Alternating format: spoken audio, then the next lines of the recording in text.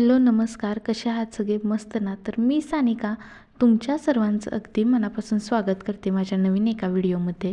तर सकाळी लागलेली मी धपाटी करायला. आता धपाटी ही आमच्यासाठी बनवत नव्हते, म्हणजे घरातल्यांसाठी बनवत नव्हते, तर आमच्याच घरातल्या एका पाहुणीसाठी मी बनवत होते. तर मग का, कशासाठी आणि कोणासाठी, कधी नेणार आहेत, किती वाजता, काय वगैरे मी सगळं तुम्हाला पुढे सांगणार आहे. त्या अगोदर मी धपाटीचं कसं कसं मिश्रण केलं ना, तर ते मी तुमच्यासोबत शेअर करते. 2 वाटी ज्वारीचं पीठ घेतलेलं आहे, 1 वाटी गव्हाचं पीठ घेतलेलं आहे, 1 वाटी बेसन घेतलेलं आहे आणि मिरच्या आहेत ना, तर एक 7-8 अशा घेतलेल्या आहेत, कारण की जास्त काही घेतलेलं नाहीत, का तर ते मी तुम्हाला सांगते पुढं. आणि हळद 1 चमचा टाकली आणि चवीनुसार मीठ. त्यामध्ये ना जास्त करून लसूण आणि जिरे की नाही जास्त चेचून टाकलं ना अगदी छान लागतं, एकदम चरचरीत अशी तुमची धपाटी तयार होते. आणि सगळं मिश्रण ना एकजीव करून घ्यायचं. एकजीव केल्यानंतर ना ते एक अर्धा तास तरी का होईना तुम्ही मस्त असं त्याला भिजायला ठेवायचं. आता ही धपाटी मी का आणि कशासाठी करत होते अचानकच. आता तव्याकडे तुम्ही जाऊ नका, कारण की नाही तव्यामध्ये मी ऑलरेडी चपाती केलेले होते. सगळा स्वयंपाक करून झाल्यानंतर मी 9-9:30च्या दरम्यान ही धपाटी करत होते. आता धपाटी का करत होते, कारण की नाही आता मामांची जी बहीण आहे विट्यामधली, तर त्यांना ना धपाटी खाऊशी वाटत होत्यात, मग त्यांच्यासाठी ना आता धपाटी करत होते. आता तुम्ही म्हणाल की मग त्यांच्या घरी त्यांना करता येत नाही का? तर तसं नाही, कारण की त्या आजारी होते. मग त्या आत्तीपाशी म्हणलेले होते. आता मागच्या वेळेस मी व्हिडिओमध्ये तुम्हाला दाखवलं की गाजर विट्यातून आणलेलं होतं, त्यावेळेस ते गेलेले होते आत्ती आणि फौजी साहेब. तर त्यावेळेस गेल्यावरती ना ते आत्तींना म्हणले की मला धपाटी करून आण. मग त्यावेळेस ते तसं म्हणल्यावरती मग म्हणले आज मामा जाणार आहेत, म्हणल्यावरती मामा म्हणले की मी आज जाणार आहे विट्याला, तर मग जाणार आहे तर मग तू धपाटी करून देतेस का? म्हटलं ठीक आहे, म्हटलं देते करून. मी म्हटलं त्याला कितीसा टाईम लागतो. तर नंतर मग मग हे सगळं आमचं नियोजन झालं की धपाटी करून द्यायची म्हणून, कारण की ते आजारी आहेत ना, त्यामुळं मग त्यांना म्हणजे जास्त असं काही बाहेरचं वगैरे पण काही देता येणार नाही, किंवा घरी पण असं जास्त काही वेगळं करून जे मागल ते द्यायला पाहिजे होतं. मग ते त्यांना करून देत होते मी. तर आता मामा जाणार होते, सगळं रानातलं वगैरे सगळं आवरून जाणार होते. आता तुम्ही म्हणाल की फौजी साहेब आणि तुझे छोटे दीर तर घरी आहेत, मग ते का रानात जात नाही?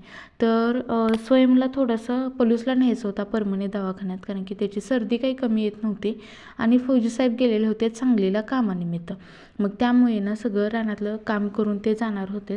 आणि नंतर मग ना हे सगळं जे केलेलं आहे की नाही, आता जी ही केलेली ना उसळ केलेली होती ना, तर ती मी काय केली, ती मिक्स मटकीचीच केलेली होती. जास्त असं काय केलेलं नव्हतं, कारण की अचानकच प्लॅन ठरलेलं होता की धपाटी द्यायचा. आता मामा बुधवारी जाणार म्हणत होते, पण बुधवारी ना आता एक कार्यक्रम आहे छोटासा घरातला, एक नवीन जोडप्याला घरी जेवायला बोलवायचं आहे. मग त्यामुळे ते कॅन्सल झालं आणि मंगळवारी जायचं ठरवलं. मग मंगळवारी जायचं म्हणल्यावरती मग अचानक हा प्लॅन ठरला. मग काय मूग वगैरे काही जास्त भिजत घालता आले नाहीत, किंवा जास्त असं फास्टमध्ये सगळं झालं ना, त्यामुळे काही करता आलं नाही. मग म्हटलं ठीक आहे, म्हटलं घरात जे अवेलेबल आहे ना तर त्याचंच मी बनवते. तर असं सगळं आमचं नियोजन झालेलं होतं. मग अशी छान अशी धपाटी वगैरे करून घेतली. आता एखाद्या माणसानं मागितलं ना, आपण नाही दिलं तर मग ते अगदी जीवाला लागून जातं, म्हणून म्हटलं असं नाही, म्हटलं किती पण वेळ लागू दे. आणि त्यात सगळ्यात जास्त महत्त्वाचं म्हणजे मला कृष्णानं चांगली साथ दिली. आता तुम्ही म्हणाल कृष्णाला काय एवढं समजते की बाबांना त्यानं तुला चांगली साथ द्यायला, म्हणजे तो ना कधीच एवढा उशीरपर्यंत झोपत नाही. तर आज नेमका तो एवढा उशीरपर्यंत झोपलेला होता. 9 वाजले, 9:15 वाजले, 9:30 वाजले तरी तो झोपलेलाच होता. तर म्हणजे सकाळचं उठलेला होता तो 5 वाजता, 5:30 वाजता तो उठलेला. आणि तिथून पुढं इकडं तिकडं थोडंसं झोपून आणि नंतर आणि पुन्हा एकदा तो झोपलेला होता. म्हणजे असं कंटिन्यू तो 9:30 वाजेपर्यंत, म्हणजे 8, 8:30च्या दरम्यान झोपलेला तो कंटिन्यू 9:30, 10 वाजेपर्यंत तो झोपलेला होता.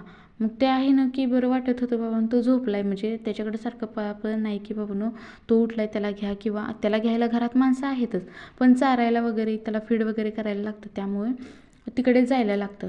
आणि मग त्याने एक चांगली साथ दिलेली होती, त्यामुळे एवढं फास्ट काम झालेलं होतं.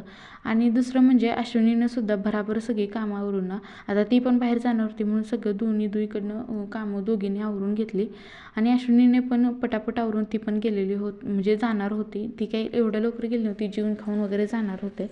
आणि जरी उशिरा दवाखान्यात गेलं ना तरी नंबर हे जास्तच असतात, कारण की परमने पलूसचे जे हॉस्पिटल आहे ना, तर त्याच्यात गर्दी तर फारच असते. त्यामुळे ना किती जरी उशिरा गेलं आणि किती जरी लवकर गेलं, व्हायची तशी गर्दी जास्तच होते. तर ठीक आहे, तर माझी इथे धपाटे चालू होते आणि जवळपास माझे धपाटे काही गोल आलेले नव्हते. तुम्ही काही धपाटीला असे कमेंट करू नका की गोल नाहीत केले, पाहुण्यांच्याकडे द्यायचेत वगैरे. तर गोल काय आलेले नव्हतेत माझे आणि खूप फास्टमध्ये मी केलेली होती प्रोसेस, कारण की नाही अगदी कमी टाईममध्ये भरपूर असं पदार्थ पण झालेले होते घरी. घरचं जेवण आणि नंतर मग इकडं द्यायचं जेवण, असं दोन्हीचं वेगळं वेगळं झालेलं होतं. त्यामुळे ना आणि ज्या घरात लहान मुलं असतात ना त्या घरात कामं इतकी फास्ट अँड फास्ट करायला लागतात ना की ज्यांच्या घरात लहान बाळ आहेत त्यांनाच माहिती आहे हे. आता मी पण इथे धपाटे माझी जेवढी कणिक राहिलेली आहे की नाही तेवढी सगळी मी फास्ट अँड फास्ट करून घेते आणि नंतर लागते दुसऱ्या कामाला.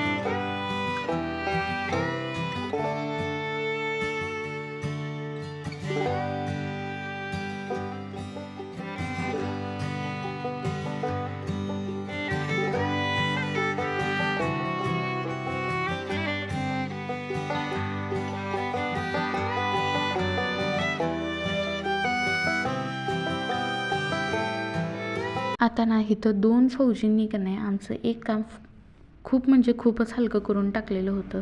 ते म्हणजे काय, तर तुम्हाला हे बघून थोडंसं तरी का होईना समजत असेल. म्हणजे काय केलेलं होतं, रानात गेलेले होते दोघेजण आणि नंतर ना रानात गेल्यानंतर ना त्या दोघांनी सळी आणलेली होती. म्हणजे जी तार असते की नाही जाडवाली, तर ती तार आणलेली होती आणि तार आणल्यानंतर ना तर त्यांचं डोक्यात असं चाललेलं होतं, जी पाठीमागची जी जागा आहे ना त्या जागेमध्ये तार बांधून ना तिथं कपडे सुकायला टाकायचे. म्हणजे आता काय करत होतो आम्ही की कपडे जे आहेत ना तर ते दुसऱ्या मजल्यावरती पोर्चमध्ये टाकत होतो कपडे सुकायला. तर ते कपडे आता तुम्हाला मी इथं दाखवत आहे, तर ते कपडे मी दुसऱ्या मजल्यावरती टाकत होते. मग खाली कपड्याची पाटी घ्यायची, परत ते जिन्यावरून वरती न्यायची, परत तिथे कपडे वाळत घालायचे, परत आणि संध्याकाळच्या आणायला वरती जायचं. मग जे हे सगळं त्यांना जे कष्ट दिसत होतं की नाही आमच्या महिलांचं, तर ते त्यांना नको वाटत होतं की बाबा खालच्या खाली ह्यांना काहीतरी थोडीशी मदत व्हावी किंवा ह्यांचं काम पटापट आवरावं आणि इथल्या इथंच त्यांना काय असेल ते वाळत घालायला किंवा वाळत घातलेले कपडे लगेचच काढून घ्यायला येतील असं त्यांच्या डोक्यात होतं की म्हणून त्यांनी रानातनं जाऊन हे असं केलेलं होतं. आता फौजी साहेब इथं काय करायलेत, आता जी तार असते की नाही तर ती तार त्यांचं म्हणणं काय होतं की ती तार ना कधी कधी गंजून जाते, मग गंजून जाते किंवा ते तारेचं असं गंजलं जरी असलं तरी ते कपड्यांना लागतं, मग ते कपड्यांना लागू नये म्हणून ना पूर्ण तारेला त्यांनी ना अशी पूर्ण अशी चिकटपट्टी गुंडळलेली, म्हणजे चिकटपट्टी अशी पूर्ण तारेला गुंडळलेली होती. आता तशीच तार त्यांना एक काही बरी वाटली नाही, म्हणजे एका ह्याच्यावर काही कपडे व्यवस्थित बसणार नाही म्हणून त्यांनी दुसऱ्याने तार बांधली आणि त्यालासुद्धा असं चिकटपट्टीनं गुंडळून घेतलेलं होतं. आता इथं मी तुम्हाला कुंड्या दाखवते, ह्याच्या मागंसुद्धा मी तुम्हाला एक व्हिडिओ दाखवलेला होता कुंड्यांसाठी जुगाड केलं, तर हे असं जुगाड केलेलं होतं. आता ह्या कुंड्या ना एकदम बघताना इतक्या छान वाटतात ना, आणि त्यातली ही झाडं, आता ही झाडं इतकी भारी दिसतात ना बघताना, म्हणजे मनाला असं येताना जर एंट्री जर घरात आपण घेत असेल ना तर त्यावेळेस बघताना इतकं छान वाटत असतं. तर संध्याकाळच्या वेळेस ना आमचं दोघींचं चाललेलं हे काम, म्हणजे सासू-सुनांचं हे काम चाललेलं होतं. आळूचं झाड जे आहे ना तर त्यातली पाने ना अशी वाळायला लागली. आता तुम्हाला दिसतात बरीच पानं इथं वाळलेली आहेत आणि जी नवीन नवीन यायला लागलीत ना तीसुद्धा वाळायला लागलीत. म्हणजे आतल्या साईडला मोठा डबा आहे, म्हणजे बादली आहे प्लॅस्टिकची आणि त्यामध्ये कोरफड आहे आणि त्यातमध्ये गवत उगवले, म्हणजे ते इतकं दाट झालेलं आहे, घनदाट म्हणतो ना त्या टाईपमध्ये. आता आमच्या डोक्यात होतं की ती बादली जी आहे ना ती साईडला काढावी आणि मग ही सगळं जे आळूचं जे आहे ना तर त्याला सेपरेट जागा द्यावी, म्हणजे असं त्याला सेपरेट असावं आणि ते कोरफडीचं वेगळं असावं. आता ही कोरफडीचं झाड इतकं फुटून आलेलं होतं की नाही, इतक्या कोरफड त्यात नवीन नवीन फुटून आलेले होते, ते एवढं दाट झालेलं होतं की बादलीसुद्धा ती हालत नव्हती. मग जे वाळलेलं होतं, जे सुकलेलं होतं की नाही ते सगळं काढायचं चालू होतं आणि तिथली घाणसुद्धा थोडीशी काढायची होती. आता साईडलाच गुलाबाचं फूल इतकं छान फुललेलं होतं की नाही, म्हणजे ते कट करून आत्तीनं लावलेलं होतं आणि त्याच्या उजव्या साईडला, म्हणजे आळूच्या उजव्या साईडलाच इकडं साईडला तुम्हाला दिसत असेल जास्वंदाचं झाड आले, म्हणजे नक्की त्याला जागा करावी तर केवढीशी करावी ते सुद्धा समजत नव्हतं. हे जास्वंदाचं झाड दिसतंय साईडला.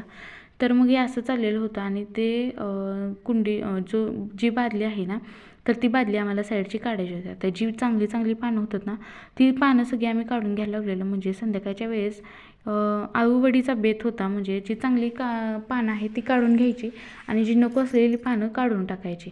मग ते असं चाललेलं होतं आणि नवीन फुटवा जो फुटतोय ना तर त्याला व्यवस्थित असा फुटून द्यायचा होता, कारण की ना त्याला आता अडचण द्यायची नव्हती, म्हणजे तो व्यवस्थित फुटला म्हणजे नंतर आम्हाला काय किंवा दुसऱ्या कोणी काय नेले काय म्हणजे आळूची पानं तर ती व्यवस्थित भेटावी म्हणून. तर हे आमचं सगळं चाललेलं होतं. आजचा दिवस असा आमचा गेलेला होता, सगळीकडनं म्हणजे व्यवस्थित सगळं करायचं मागच्या साईडचं. तर ठीक आहे, तुम्हाला आजचा व्हिडिओ कसा वाटला नक्की कमेंट करून सांगा आणि व्हिडिओ आवडला असेल तर आपल्या चॅनेलला लाईक करा, शेअर करा, सबस्क्राईब करायला विसरू नका. भेटूया अशाच एका नवीन व्हिडिओला घेऊन. तोपर्यंत बाय.